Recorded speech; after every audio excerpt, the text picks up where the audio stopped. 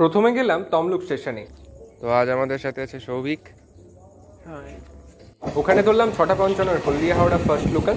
তারপর পৌঁছে গেলাম পাঁশকুড়া স্টেশনে। কিন্তু পাঁশকুড়ার যে অবস্থা, সত্যি খুব খারাপ অবস্থা। তারপর ওখানে গিয়ে 1 নম্বর থেকে 5 নম্বর প্ল্যাটফর্মে গেলাম, আর মিদনাপুর লোকালটা পেয়ে গেলাম। কিন্তু এদিকে হলো আর এক বিপদ।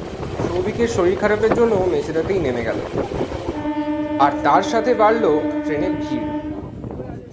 আমি চললাম একা কুমোরটুলির উদ্দেশ্যে। ট্রেন মোটামুটি ভালোই গেছিলো, তবে টিকিয়াপাড়াতে অনেকটা টাইম দাঁড়ালো। তারপর পৌঁছালাম অবশেষে হাওড়ায় 20 মিনিট লেটে। এরপর গেলাম ফেরিতে করে বাগবাজারে। তোমরা চাইলে শোভাবাজারেও নামতে পারো, অনেকটা কম হাঁটতে হবে। ওখান থেকে রেল ক্রসিংটা ক্রস করে যে কাউকে জিজ্ঞেস করলেই তোমরা পৌঁছে যাবে কুমোরটুলি।